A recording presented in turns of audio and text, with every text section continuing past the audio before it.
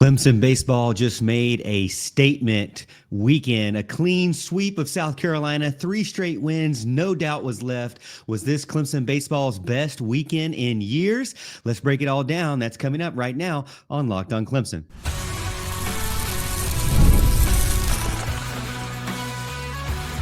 You are Locked On Clemson, your daily podcast on the Clemson Tigers. Part of the Locked On Podcast Network, your team every day. What's up, Tiger fans? Morgan Thomas here, Clemson fan, Clemson grad, and host and producer of this show. Part-time host and producer over on 105.5 and 97.5 The Roar, the Clemson flagship station.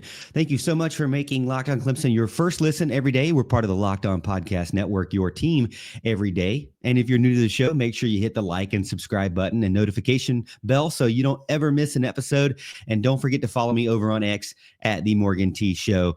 Today's episode is brought to you by FanDuel. Right now, new FanDuel customers can get $150 in bonus bets if your first $5 bet wins. So go check out FanDuel. Coming up on today's show, biggest takeaways from the weekend, Clemson's dominant sweep over South Carolina, the top players that I thought from the weekend and plays of the weekend as well, and what the Tigers need to do to improve moving forward, because there's some things that they did great. There's some things that they may not have did well, and we'll talk about that in the final segment. So this episode is going to be all baseball. Hopefully you are loving baseball right now because Clemson baseball is doing great. They had a great weekend.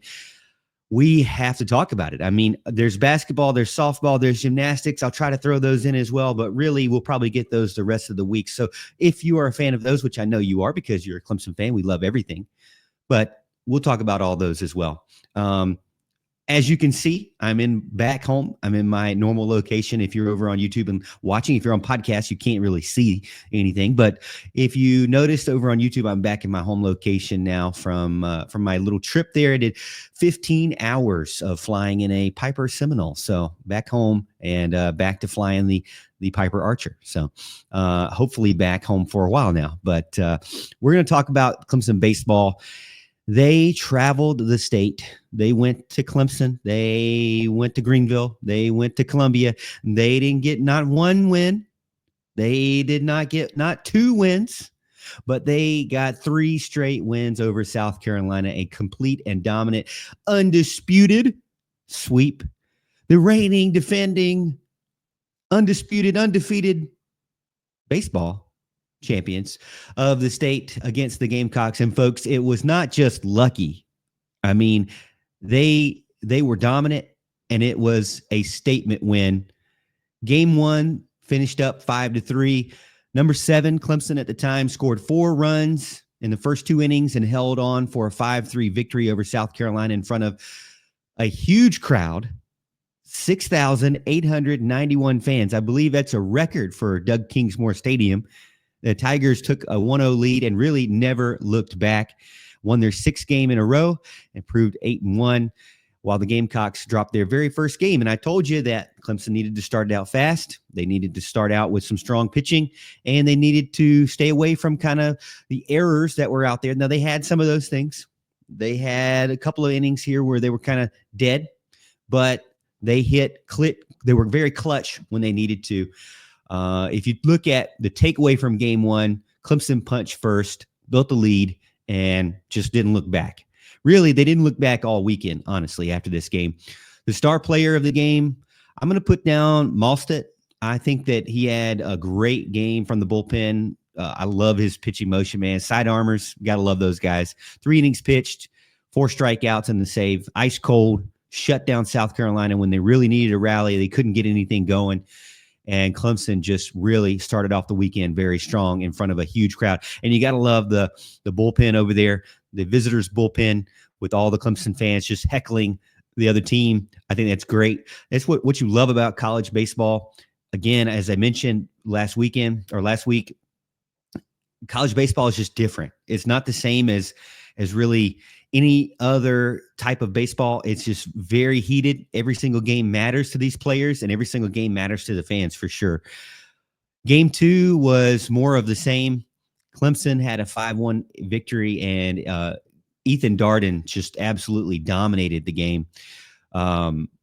Pitched 7 scoreless innings, 3-hit ball, won 5-1 over South Carolina in Fluor Field on Saturday afternoon. And I felt like, man, the stadium was packed with Tiger fans. You had to let me know if that was true or not. But when I was watching on television from the hotel, it seemed like the stadium was absolutely packed.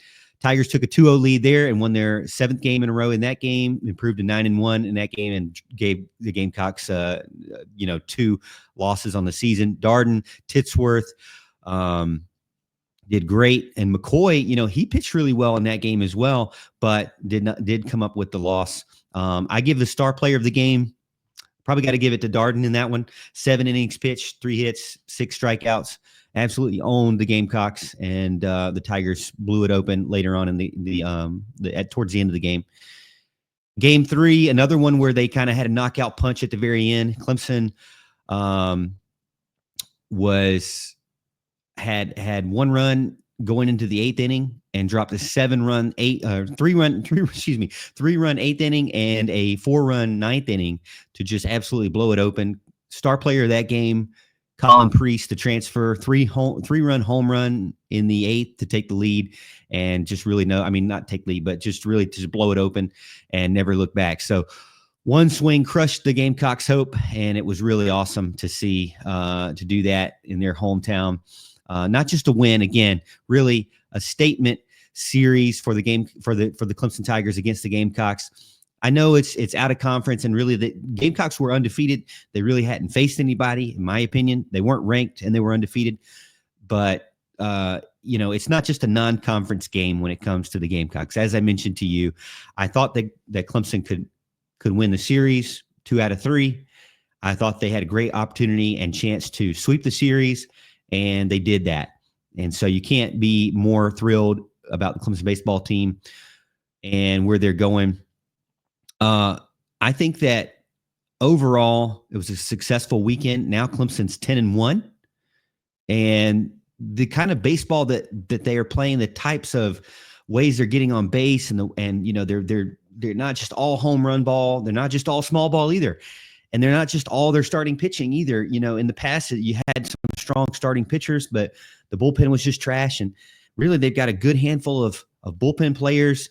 And what we thought at the beginning of the season is that this team on paper was really good, and they didn't have a lot of flaws. And right now, it seems like those things are matching up, and those facts are checking out for this baseball team. I don't want to get too far ahead, but they already are 10-1 overall into the season.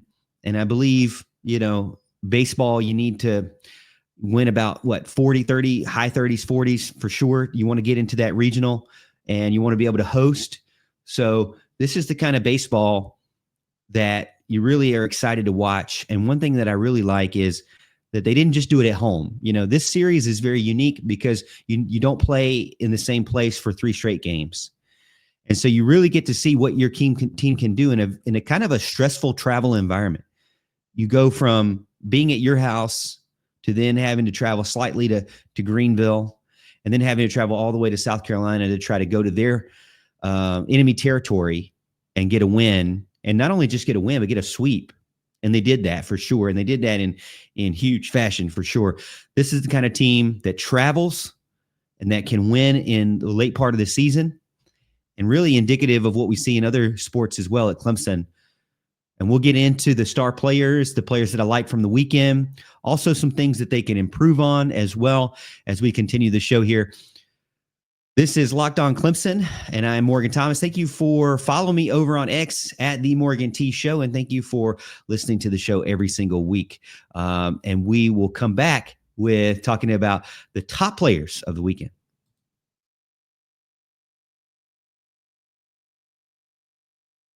Attention, Locked On Clemson fans. Ever wished you could directly support your favorite Clemson athletes and be part of their journey? Now you can with Roy, the NIL app that puts fans in control. Before Roy, NIL deals were often handled behind closed doors, and fans like you didn't have a clear way to directly support the players that you love. Now with Roy, you can make a real impact and feel closer to the athletes representing Clemson. With Roy, you get to choose the player you want to support, decide how much you want to contribute, and get exclusive content straight from the athletes you back. And the best part about it, if your player transfers, you get your money back. So it's a risk-free way to show your support and make your voice heard. Support your favorite players directly and shape the future of Clemson sports. Download the Roy app now from the App Store and start backing Clemson athletes the way they deserve with transparency, trust, and real impact. This is the future of college sports. Join it now by downloading Roy and supporting your favorite players.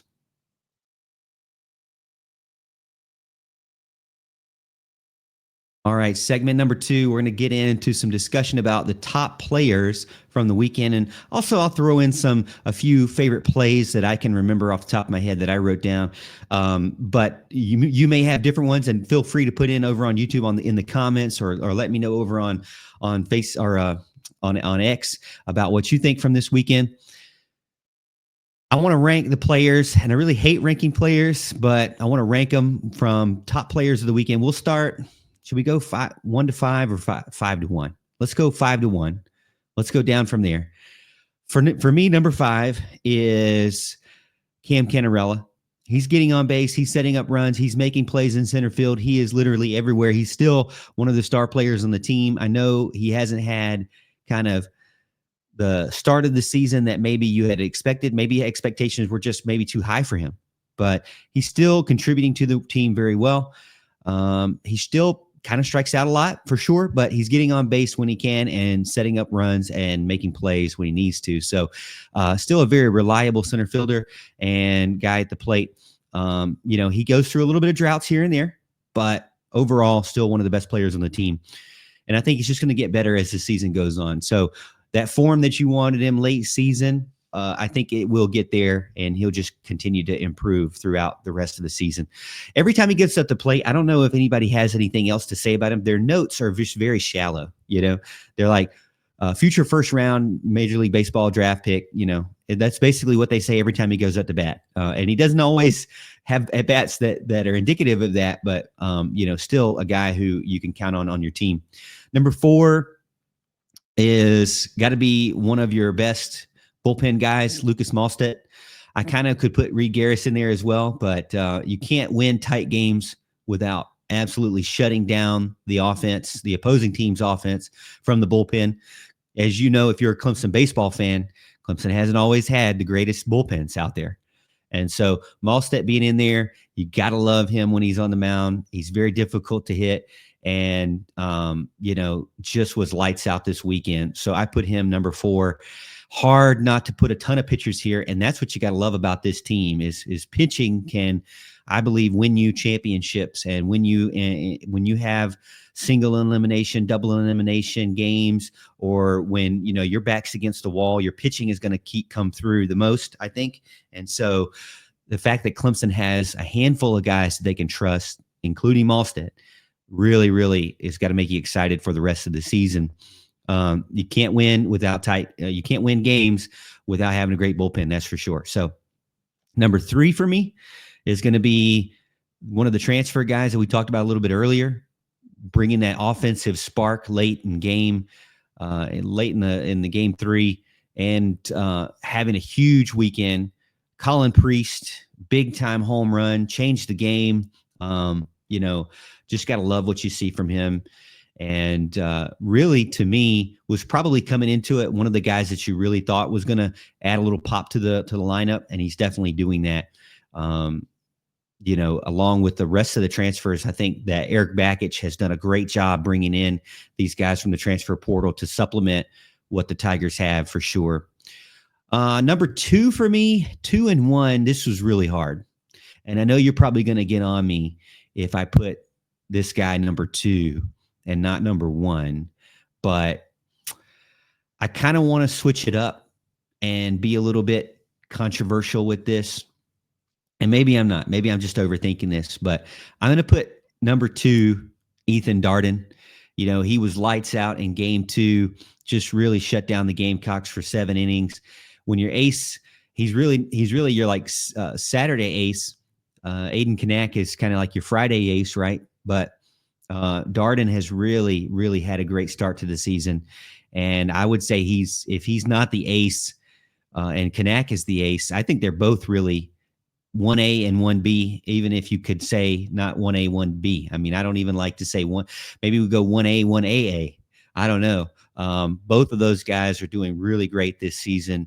And Darden definitely kind of having a little bit of a better statistical start to the season for sure. But both guys are kind of have their strengths and weaknesses. And really, you don't really see much weaknesses right now from either one of those guys. But I got Ethan Darden from this weekend as number 2. Really debated over whether or not to have him number 1 or not. And as I'm talking out loud, I kind of want to change it up, but I'm not going to. I'm going to stick to it. Number 1 for me, Joe Allen, MVP for me from the bullpen. He did great. He didn't get a lot of innings in, but when the innings he was in there, he absolutely shut the door. And he's a guy that doesn't get talked about much, on the radio. But I think that Clemson, when they need somebody from the bullpen, they've got Garris, they got Malstead, they've got Titsworth, they got McGovern, and they got Joe Allen.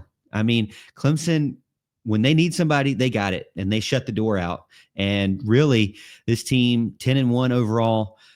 South Carolina had no answer against anybody in the bullpen, but Joe Allen, to me, I kind of circled his name down, just absolutely striking people out like crazy. I wanted to see what his pitching was. 0.49 whip, a 0.00 ERA, 6.1 innings pitched, only 1 hit allowed, 2 base on balls, 12 strikeouts. 12 strikeouts.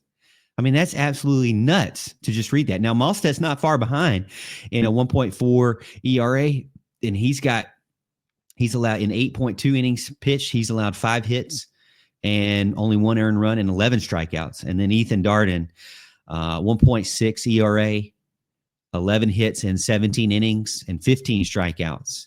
So, as I'm reading it out loud, it's really hard for me to even rank any of those guys. I don't even know why I did this to myself, but Clemson obviously has a really strong bullpen right now, and Ethan Darden coupled in there with being the starter on Saturdays, very lethal team. And then with the transfer guys that you have in providing that pop, they can win in many different ways. And speaking of many different ways, looking at like top plays from the weekend, I really loved Jaron Purify. You got to love this guy. Mickey Plyler, my friend, mentioned this on the radio and on his show many times, that his favorite player this week would be Purify, or this year rather would be Purify.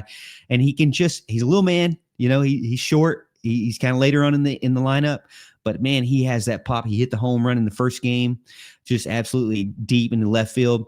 And then he gets the singles, he gets the doubles. And when he's on there, he gets extra bases and he's stealing bags. South Carolina had really no way to stop him.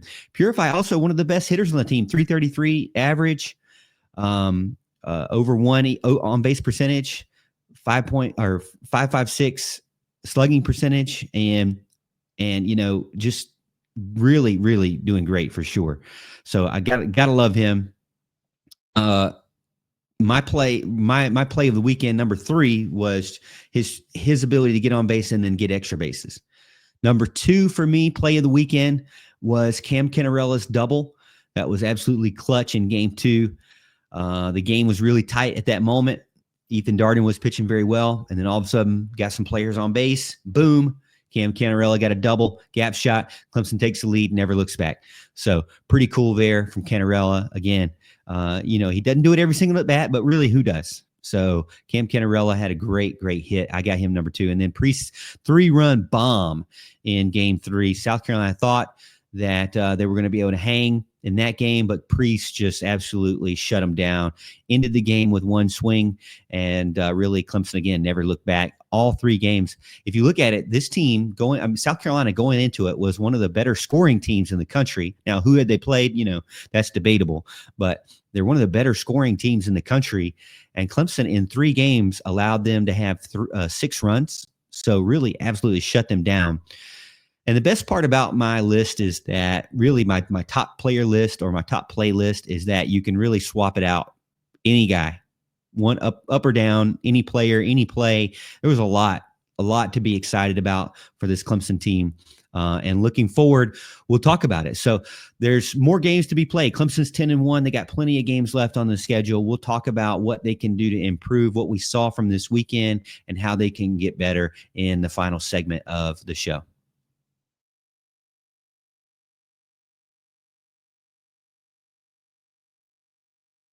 When the game tips off, the NBA action is just getting started, and there's no better place to get in on the action than with FanDuel, America's #1 sportsbook.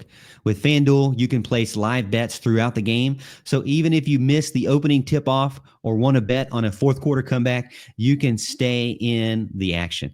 And if you're looking for a bigger payout, you can even combine your live bets into a same-game parlay. I love using FanDuel's live betting feature because it keeps you in the moment every part of the game. Whether I'm getting in on a late game rally or picking a player for a clutch three, I can never feel like I missed my chance with FanDuel. Plus, the app is super easy to use. You got to have an easy app nowadays. It's an amazing app. And when you win, you get paid instantly. That's great. Right now, new FanDuel customers can get $150 in bonus bets if your first $5 bet wins. Just visit FanDuel.com to join today. That's FanDuel.com for your shot at $150 in bonus bets. Make every moment more with FanDuel, the official sports betting partner of the NBA.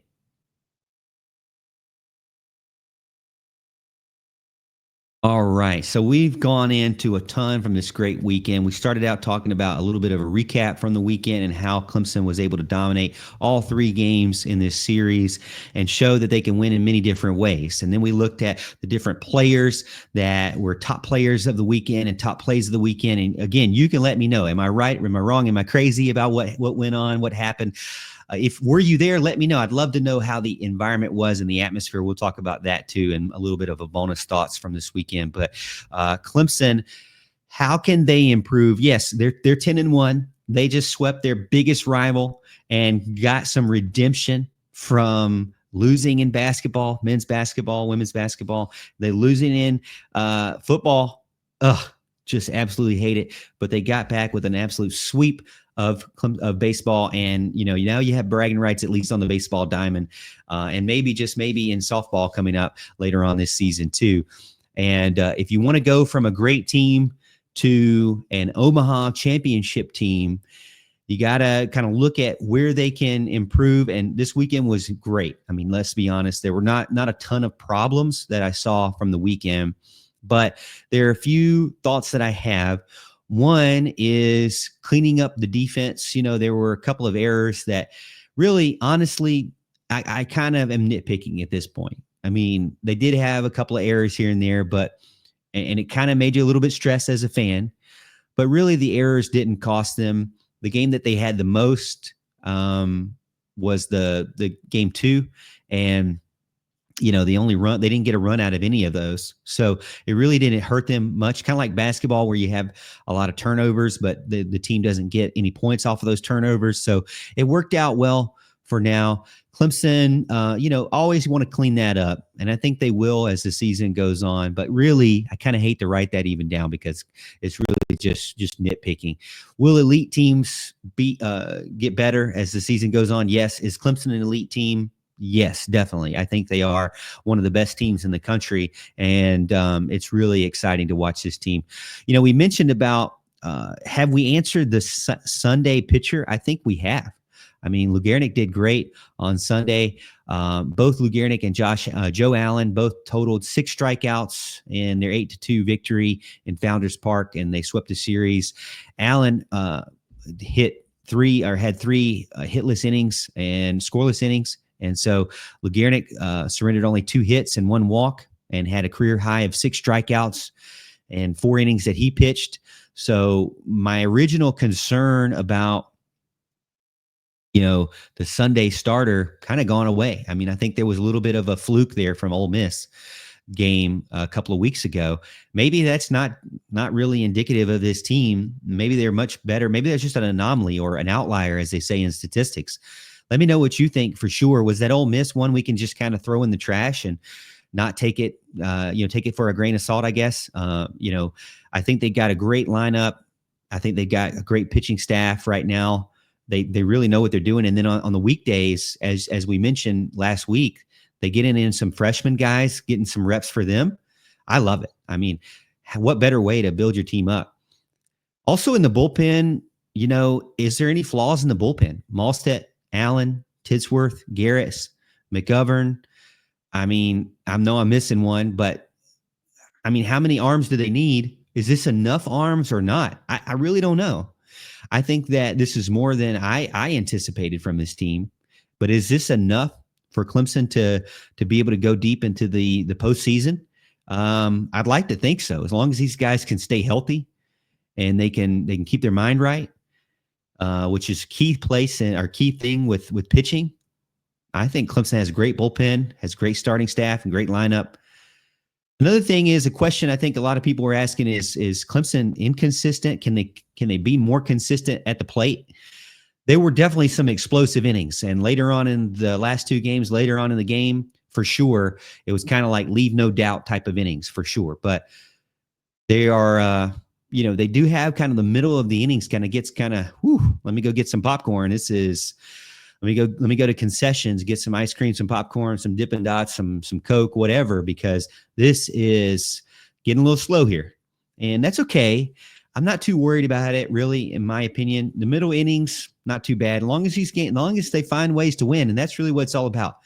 Manufacturing runs to stay consistent and to stay ahead of the opponent is key. And they're doing that, and they're doing that in many different ways. When they need a double, they're getting a double. When they need to steal and getting runners in scoring position, they're doing that. And when they need a home run, hey, they're actually getting those as well. One thing we were worried about going into the season, they're definitely getting those as well. All right, I wanted to also give a little shout out to Clemson fans, Clemson Nation for sure. It was beautiful to watch, even though I was in Lawrenceville in the hotel room, super tired, but I watched the game on my my phone, and it was amazing to see the fans and how they showed up.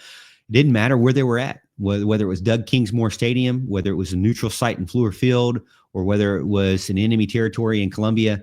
It seemed like there were a lot of Clemson fans. They packed the stands out. They were loud, and I think they made a difference for sure. And you really don't have to ask Clemson fans to show up for a rivalry matchup, or even Gamecock fans for that matter. But I think this weekend showed, if you're a fan or if you're a prospective baseball player, there's no better rivalry in college baseball than Clemson, South Carolina.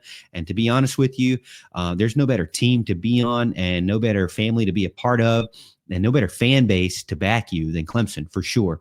I love it, and I love watching it. When Reed Garris threw up that Spurs down and the crowd went crazy, maybe good and bad, that it was personal, and you knew that Clemson came to win. And that's what I love about college baseball. Football has been a little bit frustrating. Basketball has been a little bit frustrating, but baseball kind of let out all those frustrations. Clemson owns the state now, at least on the diamond for sure. And Reed Garris let them know. So Clemson fans, enjoy this one for sure. Enjoy the weekend. Before I go, I'm going to get into this. I promise. That I have a variety of different things. I love to give my love and support to all the different athletic teams out there. The gymnastics team is doing great. Clark came out and did the Simone Biles, which I know got like national attention. She actually landed it. It was crazy to see. I watched some replays of that. I love Clemson gymnastics because I take my daughter, and if you haven't been, you got to go because it is a great experience. And I had some friends there who went to see it, and they just left shocked. Like, I cannot believe we watched this historical moment. First person in college to ever try that kind of move. And it happened at Clemson. So really, really amazing there. And then on the softball diamond, the softball team is just hitting their stride. I know they're not necessarily playing like the best of the best, but they got 2 wins against Big Ten Indiana team, and they are settling in. I think that's what you got to remember from Clemson softball. The beginning of this season was a little rocky, but they are definitely settling in now. They've got a lot of good bats over there, and their pitching staff is just getting better and better as the season goes on for sure. And then the basketball team, I will have my next show. I'm going to talk about the Clemson basketball team because they shut down Virginia. We thought they would go in and get a win, but they could not have any slip-ups. They scared us a little bit.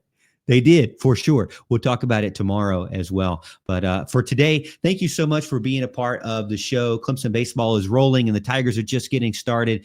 It's pretty exciting to watch for sure. Hey, thank you so much for making Locked On Clemson your first listen today. For your second listen, check out Locked On College Basketball with Isaac Schad and Andy Patton. Don't wait for March to be the most informed college basketball fan right now. Find Locked On College Basketball on YouTube or wherever you listen to podcasts. And as always, Tiger fans, we'll see you at the top of the hill.